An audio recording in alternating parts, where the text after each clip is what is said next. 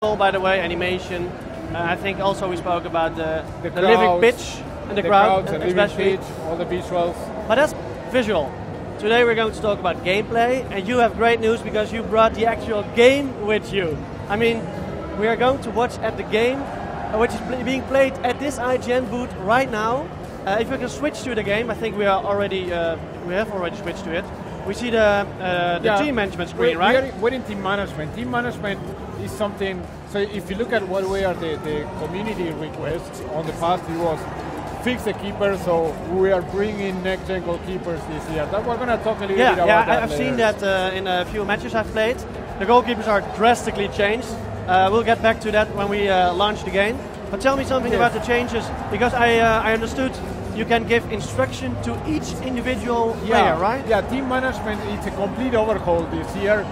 It's beyond just changing the user interface in terms of the UI, making more intuitive. This is one of the new features that Paul, the guy, is playing the game and is showing us, that are called player instructions. So with player instructions is a new addition where... So you say, Suarez, don't bite. You don't get that far, but for each position on the field, you specify how do you want that player to move around on attacking, on defense, on supporting the runs. So basically, you might have the same lineup, same formation, same everything, but you change the player instructions and you can completely change how your team plays. So for those guys that are super avid gamers of career mode, that they really like to dive deep into managing the team, so they can affect completely how the team changes, and they can save up to what we call 6 team sheets. 6 team sheets. So you get. But can you also switch between those different team sheets during the match? No. So you select the team sheet when you are going into a match, saying, okay, this is my team sheet for a cup game. This is my team sheet for like a outro, a not that important league game. So can you switch it during the pause, the break of the game? Yeah, going into game, you select what is the team sheet that you want to play with. And then during the match, yes, you can change the instructions, but the team sheet is a concept where so you have all these predefined set of things, so you don't have to be changing that all the time. That must hurt. Liverpool without Suarez. Yeah, so Lambert is not the same, but they still have Sturridge and Sterling. Well, this looks totally different as well. We saw the audience, we saw the great atmosphere. Yeah, I think with the English competition, they did all the stadiums, right? All the 20 stadiums. The Premier League authenticity we have this year is phenomenal. Really, we have the 20 stadiums for the 20 teams that are in the 14-15 season for the Premier League. We were able to go and head scan in all the clubs, so we're going to have more than 200 head scan faces from the Premier League as well. And in addition to that, you can see the AdWords as well. So in this case, okay, you see the FIFA.com, but we have a new technology for AdWords that are for each club on the Premier League as well. New chants, not just on the Premier League, everywhere. We have the Premier League overlay package as well. Visually, the game is really outstanding, and you can see the living pitch. The living pitch. It changes during the match, but to be clear, that's only visual, right? It doesn't influence the gameplay at all. It really doesn't make sense to make gameplay changes. Here we see a goal of who is it? Is that a defender? Goal. Is it Fabregas? We'll see when it's close by. That's Fabregas. Yeah, he's a new kid in the team. Spanish. Well, what is he actually? Is he an attacker or a midfielder? I don't know. He plays everywhere. But he usually plays in several positions. But he looks phenomenal. Look at that. One of the new faces that we have as well. So this is an early goal. Liverpool is not stressed yet, I think, emotional wise. Yeah, but I want to remark here of the living pitch. So you see how the pitch starts getting deteriorated over time. This is not a random thing, so we are really tracking every footstep, every slide, the strength of that footstep and slide, so the pitch gets deteriorated like in real life. Like there are many things that really makes the entire experience really immersive, and that's why we call the tagline this year of "Feel the Game," because that's about it. It's feel the game in terms of the experience, the atmosphere, but feel the game in terms of gameplay as well. There we have it. Oh. Did you see? Oh, that's a fault. That might be a penalty kick. But did you see the goalkeeper? I really like that because yellow card for Egger. Well, the goalkeeper was. I have not seen that animation before. I mean, he was diving through the ball. He did not. He wasn't able to catch it actually. There you can see that is new. Back, but already foul. Yes, for goalkeepers, goalkeeper is something that the community was really asking us for. To be honest, yeah, but it was not. I mean, the goalkeepers in FIFA 14, there were like machines, like rockets. They flew to the ball fast pace. It was absolutely not realistic, to be honest. Yeah, so it's not making every goalkeeper like a Neuer. Like Neuer, I mean, you would not keeper. even be able to play the ball around the goalkeeper, which is a pretty common way to score.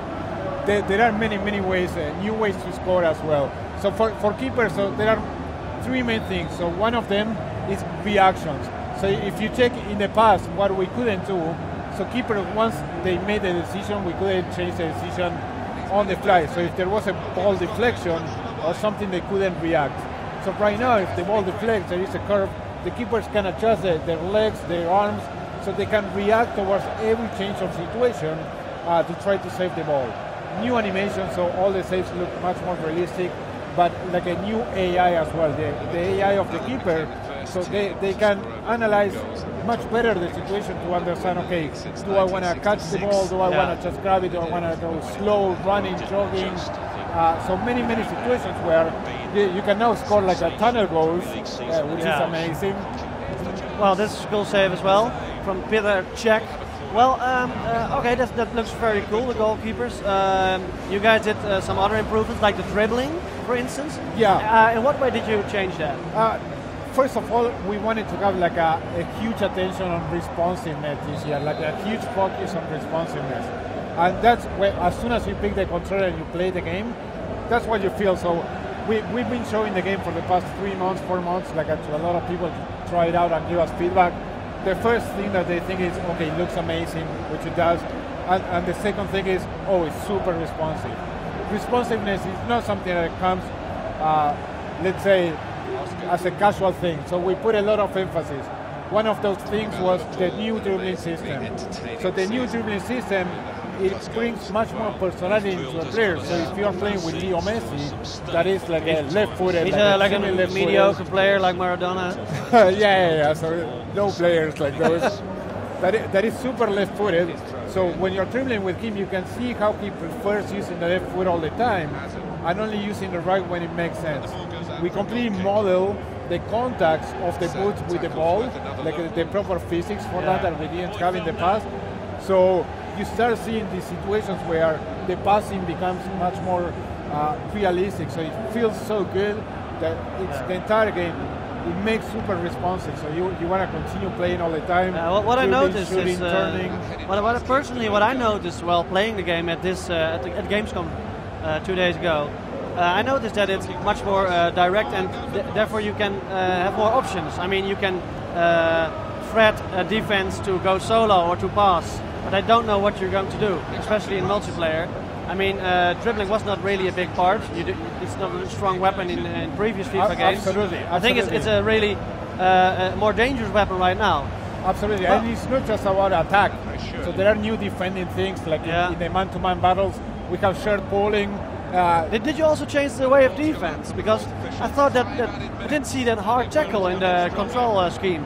It is. So we don't change the control scheme, but there are new things. Like we have possession slide tackles. So in the past, the slide tackles were primarily to deflect the ball. But now when you slide tackle, you can recover the ball and then start dribbling when you're getting up. This is another thing that gives a lot of responsiveness as well. It makes the game much more fluid. And in the man-to-man battles, no, Paul is trying fancy stuff now. He's playing on the difficulty of semi-pro. I want to show you this. For Paul is skipping the match highlights that are really good. So we changed the highlights as well to make it much more relevant in terms of having letterbox, like a pulse effects, and really telling the story of the match. The highlights, but you usually skip them, like you did now. But Paul, because he's currently here, he wants to show us gameplay so desperately. I have a few questions about FIFA 14 to FIFA 15, the improvements. Yes. I mean, a lot of complaints out of the community were like some strong weapons in FIFA 14, maybe a bit overpowered even, like crossings and headers. Yes, absolutely. I think headers you changed, right? It's not easy to score with a header. Absolutely. They did two main things on things that they didn't become exploits, but people were abusing of that we are I use it a lot. Our power headers is how they call it, and then some of the through balls. So we put a lot of lot of through balls were really strong as well, and especially because the AI defense was not really counting on it. It was really hard to defend. Yeah. How did you guys thought about a solution for that? It's fine-tuning. It's extremely fine-tuning. So we understood the problem, and we investigated what it was. We understood the problem, and we were all the time tuning those things and play testing. So it's all year long to make sure that the headers, the through balls, or any other case or any other situation in football, it doesn't become like an exploit or a predominant way of playing. So everyone, if you want to play like a passing game, if you want to play like a speed game, regardless what is your way of playing the game, you should have a fair chance of winning it. And it's on the opposition to try to overcome, to find what is the weakness of that way of playing the game. And talking about ways of playing the games, we have two new mentalities. Two new mentalities of positions. One that is probably that we're seeing Chelsea is called park the bus. Yeah, park the bus. Yeah, that's Jose Mourinho's tactic. All right, yeah. Inspiring some of those things. Yeah, I saw that. There at the left. It's actually a mode. Exactly. It's actually, that's cool. Because the other one is actually like all-out attack. And I did that the other day because I was 1-0 behind. And I saw even the defenders in the box. Opponent box. Yes, absolutely. Like, what are you doing here, man? So these are the situations, when you watch, if you remember the Champions League final between Real Madrid and Atletico Madrid. So at some point Atletico was parking the bus, Real Madrid forgetting about playing good football and just throwing the ball. It's a shame though, but it's in the game now. Is it actual? Is it placeholder? Is it really? It is. You're really going to do it? It is in the game. He plays like that. And seriously, that's fun. The AI understand the context and start doing that as well. You start seeing time wasting as well. Time wasting not in the sense of taking time for having a throw in, but people like the opponent just grabbing the ball and instead of trying to score, just going on the sideline, going to a corner kick to cap possession. Oh, wow, that's a great shot, but it's also a great pass, and that's. Well, hopefully you guys tweak that a bit because I mean it's so hard to give that pass. I mean I'm playing football. I'm not the best, but I'm never able to give a pass like that. And I think if you're not Pirlo, Xavi, it's really hard to do so. Don't you think a pass like that, with what we saw before the shot happened, is a bit too strong still? It's in our game, so we try to bring a lot of the personality. So what we use is we have a huge database of players, and they have attributes for everything: mentality attributes, physical attributes, attacking, defending, etc. So we want to have a fair representation of what each player is in real life, but at the same time, you that you're controlling the players with the controller should be able to control your fate. And all in all, we think it's a fantastic game that accomplishes what we were looking for this year. That is about huge responsiveness, having a game that is super fun to play, being online, being with your friends, like we're sitting together right now, or a solo in the board. So we really have a fun game to play that is accessible, you can master. It's fantastic. It's fantastic, bringing all that passion for football. And then in addition to that, we have tons of game modes, so not just career mode. There are many new things that we're doing in Ultimate Team. That is our I play mostly seasons, but season is good. And so one new feature that we have in seasons, you know that one thing that was annoying in seasons is that every time you finish a game, you need to set up everything again. Yeah. So now what you have directly as soon as you finish the game is play next match. Okay. So I can revenge myself faster. Exactly. It reduces the friction. We have something similar in clubs that we call round-based multiplayer. So we got inspired in first-person shooters. You know that you play the game, and at the end of the session you have a countdown, and then you are jumping to the next session. Well, we have the same in clubs. So you don't have to set up and everything again, but you just carry over and over and over. So you do what is the most important thing to use. That's good. That's a good usability improvement. All right, very cool. Absolutely. So this game is only a boring 1-0 victory. You cannot expect more from Chelsea, I think. Let's try to see the highlights now. Okay, the highlights. Let's look at the highlights. You see some of the emotional reactions. He's annoyed. He wants to win. He actually scored. Why is he annoyed? Well, Cesc Fabregas has always that kind of face. But you can see more the new lighting system that is physically based training. And this is what I was talking about, the highlights. Much more production value, like in real football. So if you were hearing this is intermixed with music. 1-2 combination. Talk about it. Almost had it. You can see a goal, the reactions on the bench. Why is Courtois not keeping? Oh, that's not Courtois? Yeah, that's Courtois. He's the second goalkeeper. Well, we don't know yet who's going to be on the starting 11, so... Czech is a pretty decent goalkeeper as well. Well, Tim Howard, actually, the US goalkeeper. Did you guys use him? Because he did a great World Cup? He was in the studio, I think it was 2 weeks ago, doing like a mock-up session for us. And it was great. So Howard actually had the record of saves in a World Cup match. And he's a fantastic keeper. Really, he's a fantastic keeper. This is a really good player as well. This is Oscar. Oscar. He was only the one Brazilian player who actually played really good, actually, I think. Well, you think in the World Cup? Yeah, in the World Cup. I think Thiago Silva was the key player for Brazil. He wasn't there in the semi-final when they needed him. Not having Thiago Silva against Germany, I think they suffer more the absence of Thiago Silva than Neymar's absence. That's fantastic, that's right.